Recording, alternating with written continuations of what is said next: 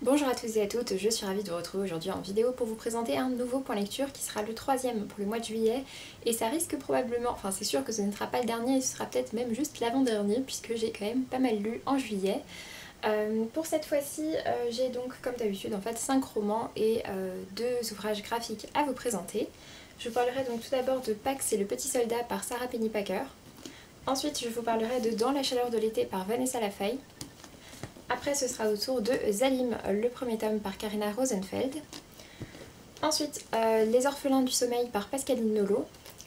Je terminerai après ça du côté des romans avec Ayam Ayam Ayam par Maggie O'Farrell. Et ensuite, donc côté graphique, j'ai 2 titres à vous présenter. Tout d'abord la suite de Magus of the Library avec ici le tome 2.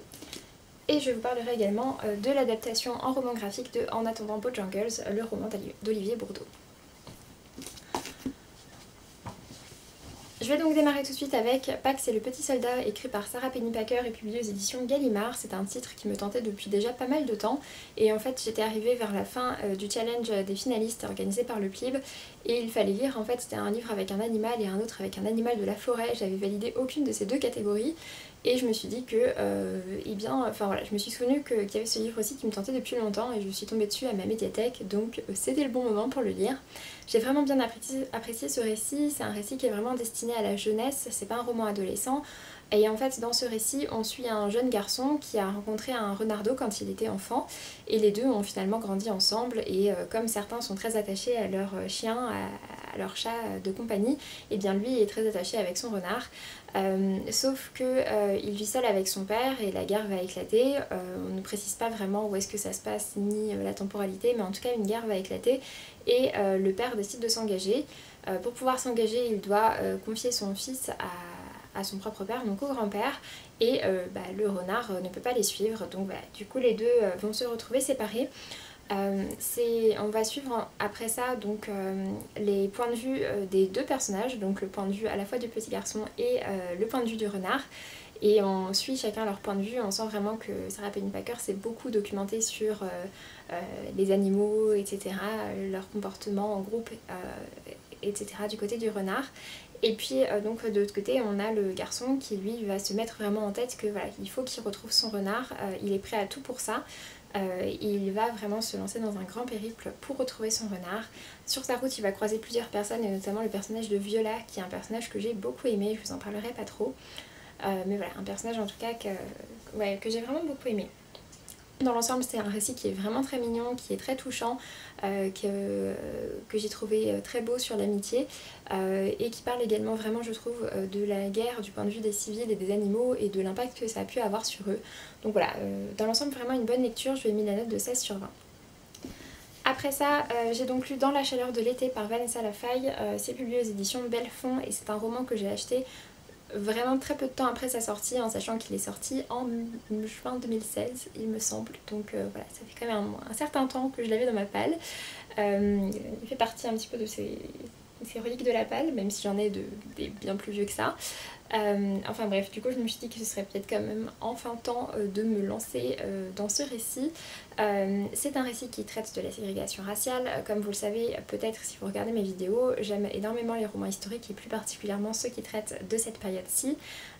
Parce que ce sont souvent du coup des combats pour la liberté et voilà, ce sont des types de textes qui me parlent. Dans celui-ci, en plus de ça, j'aime beaucoup l'angle qui est donné puisque Vanessa Lafaye nous plonge en 1935 au sud des États-Unis, en Floride si je dis pas de bêtises, oui c'est ça, en Floride. Et en fait on va suivre des vétérans de la Première Guerre mondiale, dont une bonne partie sont afro-américains, et notamment on suit le personnage de Henry.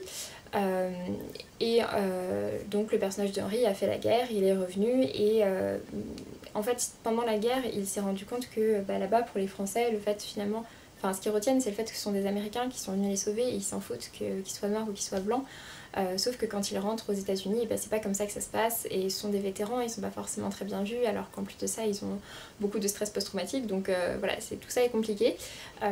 Et ensuite donc en fait différents points de vue de ces personnes qui habitent en fait tous ensemble, en sachant donc que les années sombres du côté, enfin les années sombres sont pas très loin, c'est-à-dire qu'on On voit que les grands-parents de certains personnages ont travaillé pour les grands-parents d'autres personnes et c'était pas un travail très réglementaire, enfin voilà, c'était vraiment encore des trucs à la limite de l'esclavage. Donc tout ça est encore très présent au moment du récit, et donc on suit toute une communauté de personnes, et notamment on suit beaucoup le personnage de Missy, qui est une jeune femme qui aimait beaucoup Henri et qui l'a attendu finalement pendant toute sa vie, et 18 ans après qu'il soit parti faire la guerre, et bien Henri revient enfin sur place. Et donc on va avoir toute cette histoire. C'est un récit que j'ai moins aimé que je l'espérais, malheureusement. J'ai adoré l'aspect historique. J'ai beaucoup aimé l'angle qui est donné à travers les vétérans, qui change, je trouve, par rapport à ce que j'ai déjà pu lire sur la ségrégation raciale. J'ai bien aimé aussi le contexte de Floride qui est donné. J'ai également beaucoup aimé, j'ai également apprécié en fait les deux arcs narratifs qu'il y a dans cette histoire, à savoir tout d'abord une histoire avec une femme qui est agressée dans la communauté, et ensuite le passage d'un ouragan très dévastateur, et j'ai bien aimé également ça. Après par contre, ce qui m'a un peu dérangé, c'est le rythme, à savoir que le début est assez lent et en plus il y a plein de personnages différents, on a tendance à pas mal s'embrouiller entre tout ça, et finalement tout s'accélère sur la fin. Donc voilà, je trouvais que c'était pas forcément très bien équilibré, qu'il y avait beaucoup de choses qui nous perdaient un peu, mais dans l'ensemble j'ai passé quand même un bon moment. Je lui ai mis la note de 15/20, et il faut savoir que justement cet ouragan qui est décrit et qui a notamment touché beaucoup de vétérans a vraiment existé, et il y a toute une note de l'autrice à la fin qui parle de ça. Donc voilà, les personnages etc n'ont pas existé, mais par contre ça s'inspire quand même de faits qui sont survenus. Après ça, j'ai donc lu Zalim, le premier tome par Karina Rosenfeld, c'est publié aux éditions Scrinéo, et c'est un roman de fantasy qui est classé en adolescent, mais quand même assez grand je pense. C'est un récit dans lequel on suit en fait deux royaumes qui se font la guerre, et nous on va suivre différents personnages, différents points de vue dans tout ça. On suit notamment un roi avec sa fille adoptive, un de ses chefs et un autre soldat. Il me semble que c'est ça du côté des points de vue. Et en fait donc c'est connu que dans ces contrées là il y a parfois une entité qui se réveille, qu'on appelle lui, qui est un monstre, une créature qui tue beaucoup de personnes sans trop se soucier de savoir dans quel pays ils sont, et elle arrive généralement quand même au moment où il y a des grands conflits, c'est exactement ce qui est en train de se passer à ce moment là. Donc il y a des grands conflits et effectivement la créature va se réveiller. Nous on va comprendre un peu d'où vient cette créature et les intentions qu'elle peut avoir, pourquoi est-ce qu'elle s'attaque à certaines personnes, etc. J'ai trouvé ça vraiment chouette, j'ai beaucoup aimé la diversité des personnages, je me suis bien attachée à eux. En plus de ça il y a un couple lesbien dans le récit, ce que je trouve toujours positif, et d'autant plus en imaginaire où c'est pas forcément là où on en voit le plus.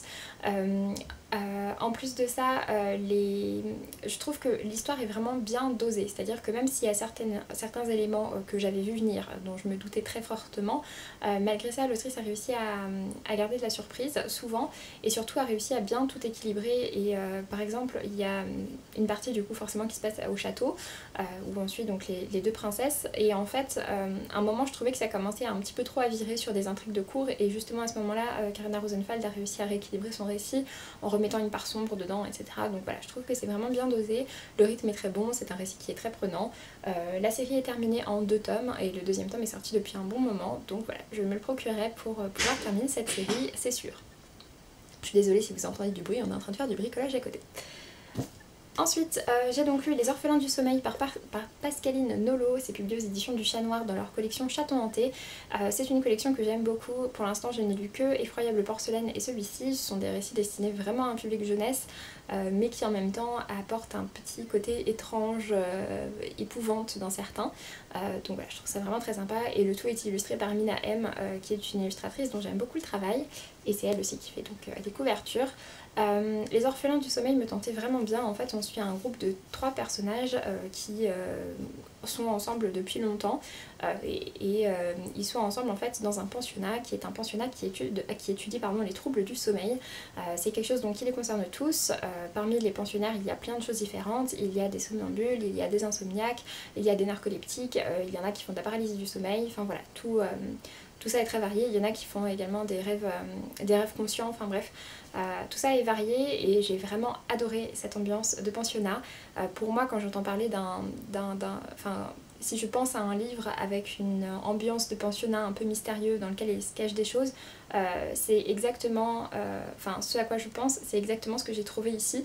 Donc voilà, j'étais vraiment ravie de ce côté-là, ça a tout à fait correspondu à mes attentes. Et donc nos trois personnages vont en rencontrer une quatrième, ils vont effectivement trouver des différents mystères qui sont présents. Et ensuite on a une seconde partie qui est un petit peu plus dans un monde onirique, un monde de rêve. Cette partie-là m'a un peu moins plu, même si je l'ai trouvée intéressante. Mais voilà, dans l'ensemble c'est quand même une très bonne lecture. Je lui ai mis la note de 17/20 comme pour Zalim, donc vraiment deux belles lectures d'imaginaire que j'ai effectuées à la suite. Et je vous recommande la découverte de ce livre-ci également. Après ça, j'ai effectué donc ma lecture pour le club audible du mois. Il s'agissait donc de I Am par Maggie O'Farrell. C'est aux publiées éditions Belfond en grand format et donc chez Audible c'est également disponible. D'ailleurs la lecture audio est vraiment très chouette.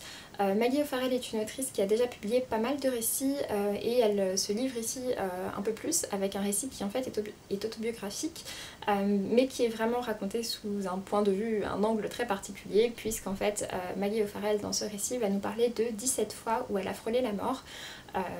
De 17 fois voilà, où elle aurait pu mourir. En plus de ça, chaque chapitre, puisque du coup c'est divisé en 17 chapitres plus ou moins longs, chaque chapitre porte le titre de la partie du corps la plus concernée. Donc par exemple s'il y a une histoire avec de la noyade et forcément du coup ce sont les poumons. Enfin voilà, tout est raconté en plus de ça sous un angle quand même assez particulier, une écriture particulière mais que j'ai beaucoup aimé. Tout le monde dans le club audible n'a pas apprécié, certains n'ont pas du tout accroché même, mais pour ma part j'ai vraiment bien aimé. Effectivement tous les événements ne sont pas écrits dans une temporalité linéaire, mais ça m'a pas du tout dérangé. Au début quand on écoute les 2-3 premières histoires, on n'arrive pas bien à tout connecter avant de... En plus moi j'avais pas du tout vu que c'était une autobiographie, donc bref, avant de comprendre que c'était la même personne qui vivait tout et en plus que c'était une histoire autobiographique, enfin bref.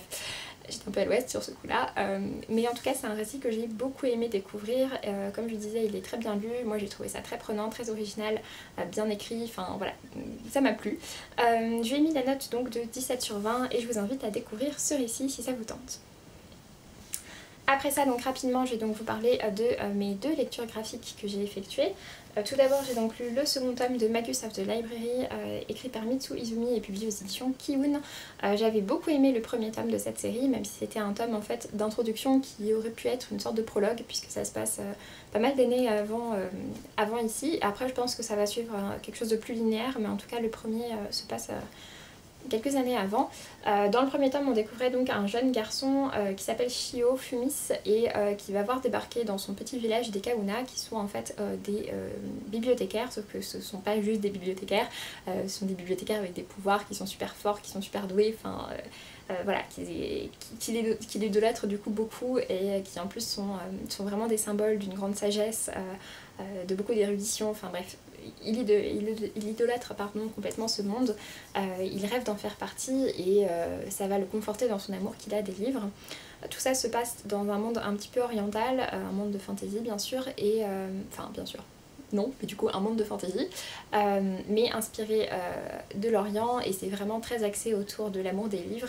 Dans le premier tome, on voyait donc cette première rencontre et l'impact que ça va avoir sur Shio Fumis, et donc là on le retrouve du coup quelques années plus tard, quand il a atteint enfin l'âge auquel il peut passer ce fameux concours de bibliothécaire pour devenir à son tour un Kauna. J'ai vraiment beaucoup aimé, j'aime toujours énormément le trait de dessin, je vous en ai partagé un en story quand j'étais en train de le lire et vous avez été nombreux à me dire que c'était vraiment très beau. Et je suis d'accord. Voilà, donc vraiment des dessins très détaillés, un univers oriental, un amour des livres, un personnage vraiment très sympa pour ma part. Voilà, c'est une série qui a tout pour me plaire. Le troisième tome sort, je crois, le 3 octobre, donc il va falloir patienter un petit peu.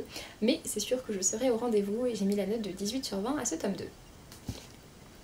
Et donc pour terminer, j'ai donc lu l'adaptation en roman graphique du livre d'Olivier Bourdeau qui s'appelle En attendant Bojangles. L'adaptation a été faite par Ingrid Chabert et Carole Morel, dont j'avais déjà lu la bande dessinée Écume, que j'avais vraiment bien aimée même si elle parlait d'un sujet très dur. Pour ce qui est ici, En attendant Bojangles, c'est un roman que j'ai lu pour ma part, qui est aux éditions Folio en poche. Et sinon, je sais plus, j'ai plus le nom. Je vois très bien la couverture mais j'arrive plus à retrouver la maison d'édition en grand format, je suis désolée. Et du coup donc dans ce récit là en fait on suit une histoire d'une famille qui est très originale.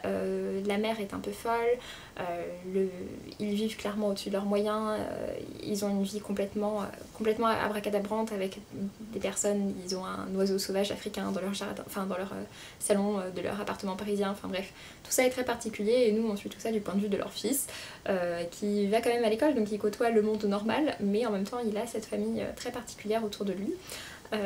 C'est un récit que j'avais vraiment bien aimé, il y a un côté vraiment folie douce dans ce livre et un côté en même temps un petit peu nostalgique au niveau de l'époque. Tout ça est parfaitement bien transmis dans le texte. Effectivement le texte est beaucoup raccourci, il y a finalement très peu de texte écrit dans ce roman graphique, mais je trouve qu'il transcrit quand même extrêmement bien l'ambiance et j'ai beaucoup aimé replonger dans tout ça. Après je suis pas sûre que ce soit le meilleur angle d'approche de commencer par ça avant de lire le roman. Je pense qu'il vaut mieux quand même avoir lu le roman avant, mais j'ai trouvé ça vraiment très chouette. Donc je le recommande, pour ma part je l'avais acheté chez France Loisirs, mais il est aussi disponible dans le reste du commerce. Je crois que ça doit être aux éditions Delcourt si je dis pas de bêtises. Enfin, voilà. En tout cas vraiment une chouette découverte, même si c'est vrai que j'ai une préférence pour le roman parce qu'il est un peu plus complet. Bon, c'est pas écrit, ça doit être écrit juste à la fin. Ah non, Stein Kiss pour l'édition originale. Et voilà, en plus c'est un petit peu sur ce type de colorimétrie qui fait également un petit peu vintage. Donc oui, vraiment une chouette découverte à nouveau. Enfin, de toute façon dans l'ensemble ce sont quand même de très belles lectures. Donc j'espère que ça vous aura plu, j'espère que je vous aurai donné envie de découvrir certains de ces titres. Et puis bah, pour ma part je vous laisse et je vous dis à très bientôt pour une prochaine vidéo. Salut!